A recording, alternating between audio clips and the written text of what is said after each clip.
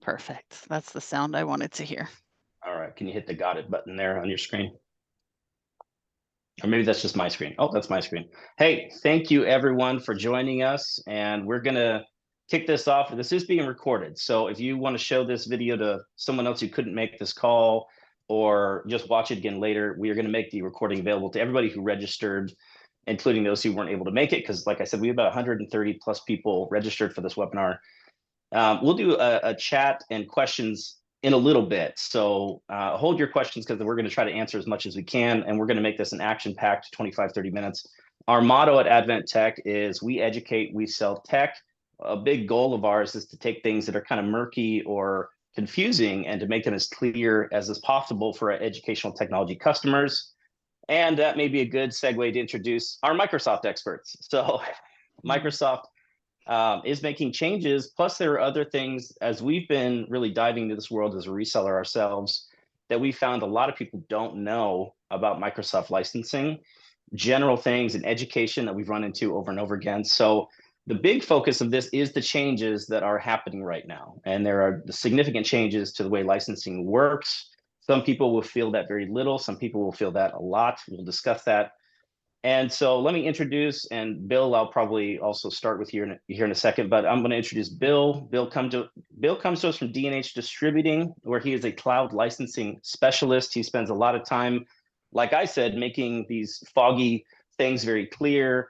He knows a lot about Copilot. He knows a lot about new licensing structures that are being enforced, not just in education, but actually across all the segments, which was super helpful actually, because the new NCE models Bill's going to talk about were actually taking place in other sectors before they hit education. So Bill said this is kind of what it looked like for us in the other sectors before this ever hit education. That took a lot of fear and confusion out of this process for us as a reseller and our customers. And let me just jump into introducing Nikki. Nikki is a Microsoft ambassador, actually an educational ambassador. Her background is education. She was a teacher using Microsoft products in a school for many years. And she's also located at D&H. That's sort of her assignment, her placement, but she's a Microsoft educational ambassador. So she really knows the educational suite of Microsoft products. And, I'm just going to say something because part of our mission at Advent Tech is not to exclusively help people find answers to benefit us. I've actually pointed several resellers already to Bill and Nikki, and there's some other resources and other distributors. If you ever ask your resellers a question about Microsoft licensing and they're not necessarily able to answer that question, just you have access to folks like Bill and Nikki. And there are folks like Bill and Nikki at multiple distributors. Bill and Nikki are the best, just so you know. But you have access to these folks, and so I'm sort of a dumb reseller, and there are many things that we do not know about Microsoft licensing, but we have access to these very smart people, and so do you, even if you don't buy your licenses from us. So without further ado, I want to just jump in. Like I said, this might be kind of action-packed, and start asking questions. Oh, wait, I took notes because I always forget to do this last thing and introduce myself. I'm the CEO of Advent Tech. I've been in educational technology for about 17 plus years. And I love this space. I've mostly worked in manufacturers and resellers. And it's just important to me that me and the members of my team, a few are on this call. I can see Simeon, Brian, Morris, Omar, Nidelise. So there are many besides me, and I'm kind of the face of the company. There's many other salespeople from our team that are available to help you. And so, but yeah, I love educational technology. My kids are in school using the tech that we sell our customers every day, and we just sort of love to help schools out. So I think I'm gonna jump in. You guys sort of, Nikki, you have an agenda. Do you want to kind of lead from here with the general updates, or do you want me to do kind of the Q&A we've been doing with most of our customers? How would you like to do it? I figured we would do maybe a little bit of both. Okay. Well, let me jump, because for the folks that kind of are jumping in for the specific updates we've been advertising, let me hit those really hard, and then we'll do some more general stuff. So, Bill, I'm going to come to you. Okay. Specifically, NCE licensing. I think that's the big thing that's sort of coming to education now. And can you tell us what NCE stands for, and what is the NCE models that are now available for schools? Absolutely. So NCE stands for New Commerce Experience. And like Charlie said a little bit earlier, that was launched in the commercial sector about 2 years ago. And what that does, it really doesn't change the licensing itself. It just changes your billing models. So in the past with legacy licensing, which is what NCE, or I'm sorry, education licenses have been to date, you're able to go up, go down, decrease licenses, cancel licenses at any particular time with no penalty. So Microsoft has instituted the new commerce experience for education starting in May of this year. And that is going to give you three main billing types. The first one is an annual commitment prepaid. The second is annual commitment paid monthly. And those two SKUs are the exact same price over the 12-month commitment. There's no discount to prepay up front. The third is a monthly commitment paid monthly. And that one is typically about 20% higher in cost due to Microsoft putting a 20% premium on it. Couple things to remember with new commerce experience is after purchase and renewals, you have a 7-day window to be able to decrease seat count, downgrade the license, or cancel entirely. Outside of that 7-day window, Microsoft is very rigid on allowing any changes to that license outside of increasing seat count and upgrading. Like Charlie said, we're always here to answer questions and help you through. So I know this is a pretty major change, so feel free to reach out to us. We're always here to help you. Yeah. And Bill and Nikki and I and our team, we've been on lots of calls with customers. And I don't know if you guys would agree with this, but it seemed like for a lot of schools and districts that are on an annual budget anyway, I think a lot of people didn't even really realize, maybe 50% of the people we talked about even realized they could have a same price monthly option. And really last year you could have done that, and you could have varied your licenses, throughout the year. So I think one thing that we've seen is even though there were these options, many resellers, I suppose, didn't make their customers aware, or maybe it was just simpler for most customers to pick a number and then land on that number throughout the year. And, Bill, I'm curious because we did a lot of calls. We were actually looking at a lot of people's tenants.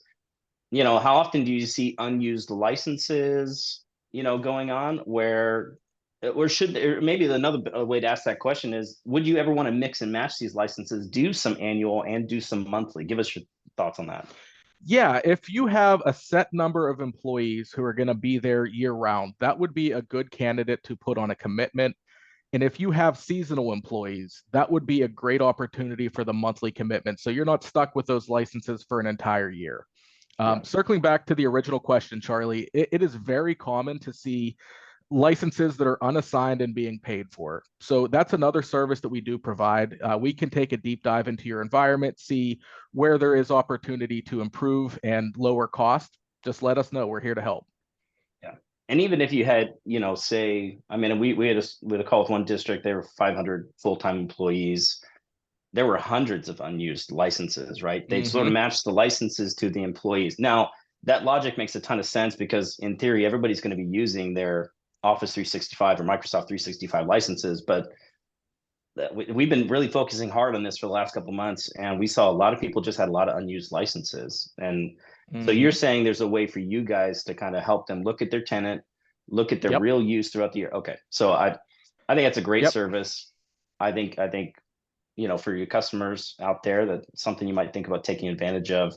And I don't even know how we would do it. We have to get Bill on the phone to tell you how to do it. But we don't want you to overpay for licensing either, right?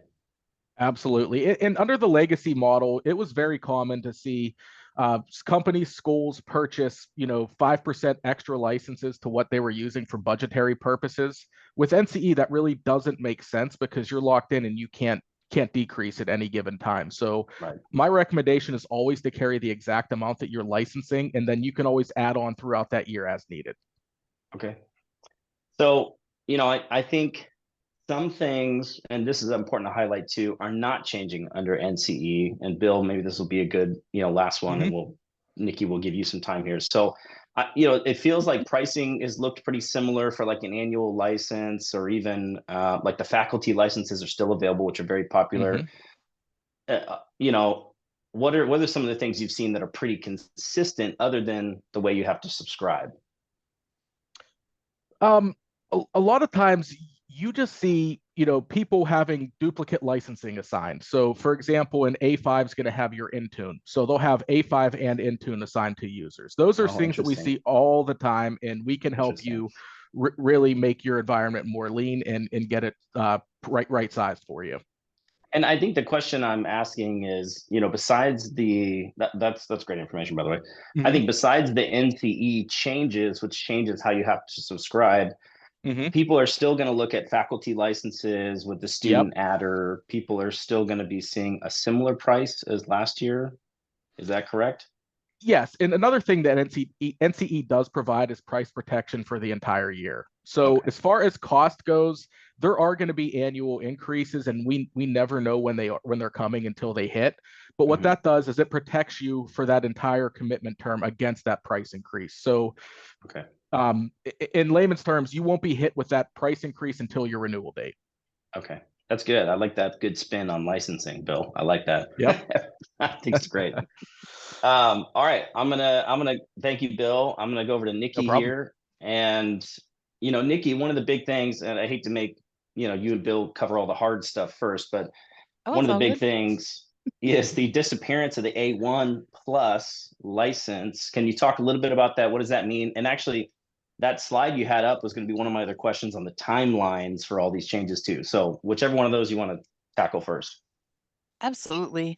So one of the changes that are coming is the retiring of the A1 Plus O365 license. So this is a license that came about way at the beginning to kind of bridge schools into this new like cloud-based licensing option. So that is being retired this year in August. And you will actually have to go in and like manually unassign those and kind of reassign a new license to them. The issues that they were kind of seeing, there was, a lot of unused storage and things like that. So they're kind of helping schools scale back. As a teacher, I save every email because you never know when you're going to need it. I've got 17 of the same PDF because I edited one word. So they're just kind of looking into making some of that more lean and kind of consolidating the carbon footprint as well.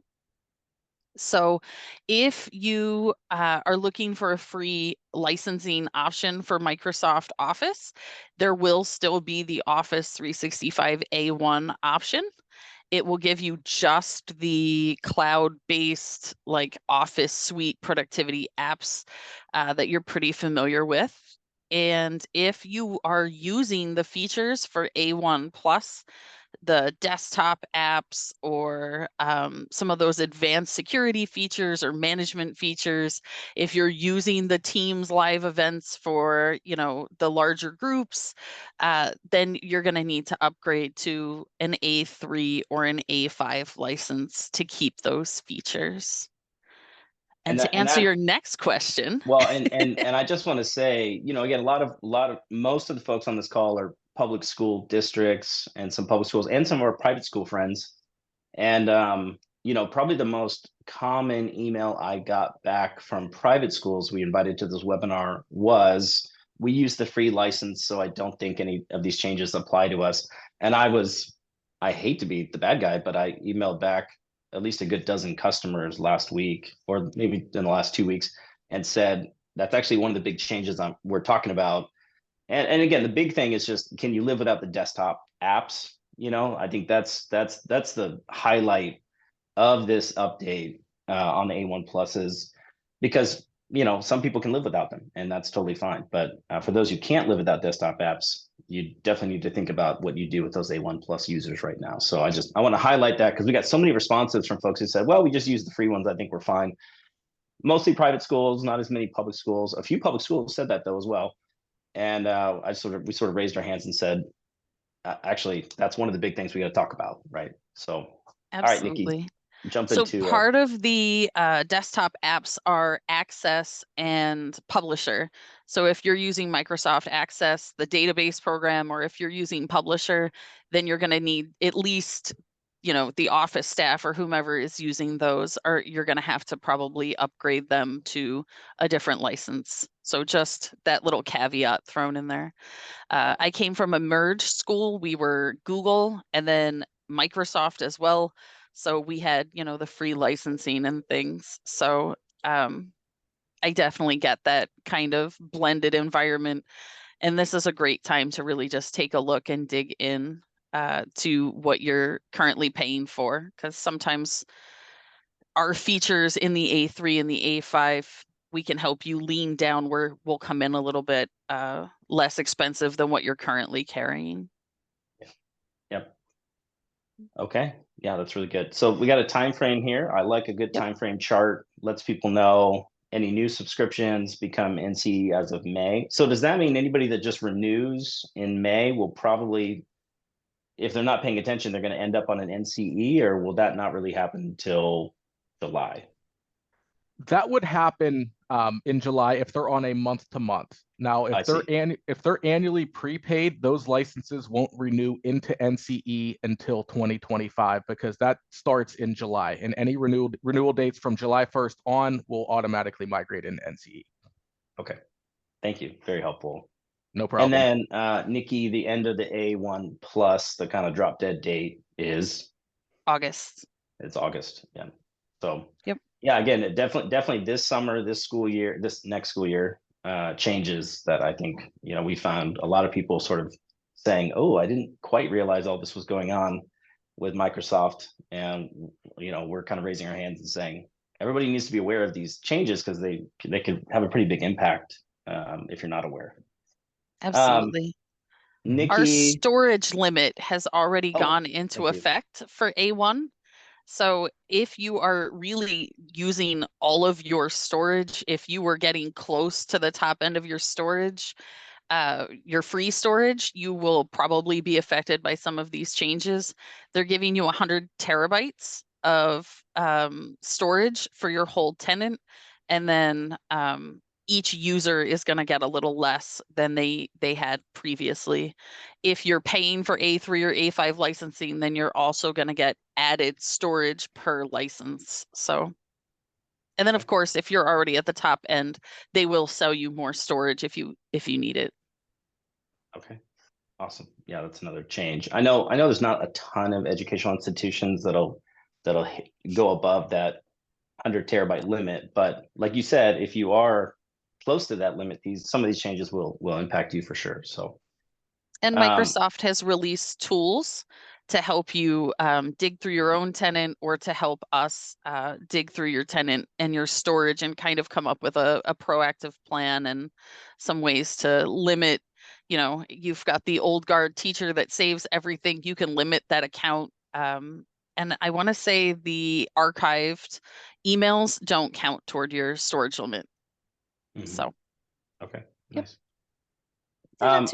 We're getting a few questions, and this is probably a good time to actually say, hey, if you have questions, we're going to ask questions of our Microsoft licensing specialist. Some of these may be complicated enough that we'll have to do a follow-up, but the chat feature, I believe, is still disabled. So use the Q&A feature, please, instead, which is right next to the chat feature down below. So the Q&A is open, chat is not. So use those. Nikki, while people are kind of going to drop some questions in there, I know one thing we had talked about briefly was differences between M365 and O365 licenses. Again, this is where we resellers don't know a lot of things about Microsoft licensing. And this is where we pull in the Microsoft experts to say, because, the O365 and M365, there's a price difference between those. And we'd like to really know, what do you get with the M365 you don't necessarily with the O365, out of curiosity? Absolutely. So again, what's right for your school district. And this is a great time to, hop on with one of us and just have this conversation.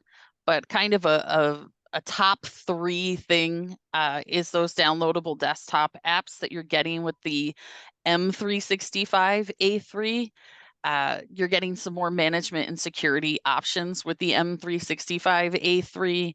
You're going to have, Viva, you're going to have Stream, you're going to have Planner, you're going to have Intune for education to help you manage all of your devices.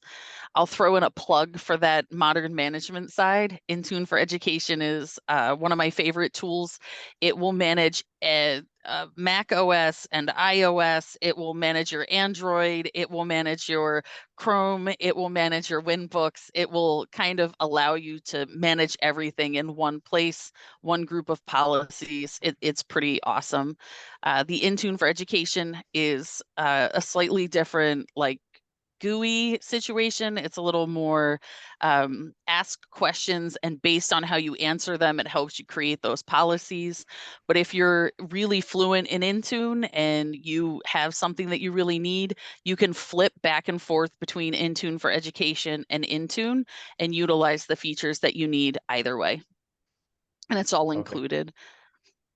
Okay. And then, of course, analytics. You're going to get more analytics and visual stuff, Power BI and things like that with the M365A3. Office is more just the productivity apps. And then basic security. I mean, they're going to give you security for the cloud, but. Okay, great. Super helpful. Yeah, thank you for that. All right, so we are getting some questions. We'll see if we can tackle a couple questions, and then I have questions people actually emailed me already, which is interesting. So will this affect M365 apps for device-based licenses? So feels like it's a yes. Yes, it will. I'm assuming that's in regards to the NCE. I think so. That would affect all licensing. And Eric, you asked that question, and if you want to ask a follow-up on that, please feel free. But yeah, the M365, O365, all the educational licenses are going to be affected. So someone asked, we're using the free version currently. We use Teams, but have been struggling with it. And actually, especially the desktop version, it sounds like you're struggling with the desktop version. Are you saying we need to upgrade to still be able to use it? Will Teams be available through just the regular A1 license, Nikki, moving forward?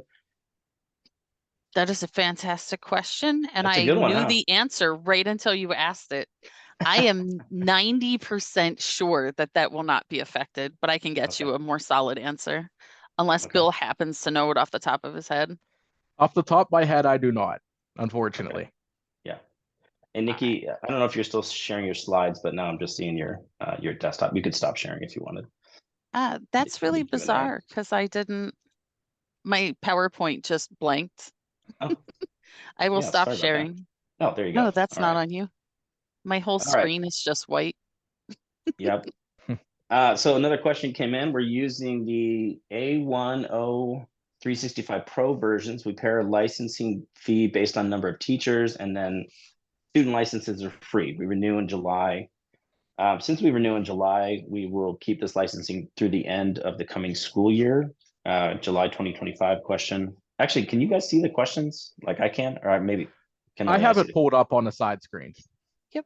Okay. And so the question is sort of, well, there's a couple questions in here, but how will this change affect student licenses with the new license structure? Will they still be free with the purchase of teacher licenses? I think that's a pretty easy one to answer. Most students use Office on the web or iPad. Some use the desktop version. So I know that one. So yeah, there's still faculty licenses, to answer your question, Wade. And those faculty licenses will continue to be available, O365 or M365. There are still faculty versions of those licenses.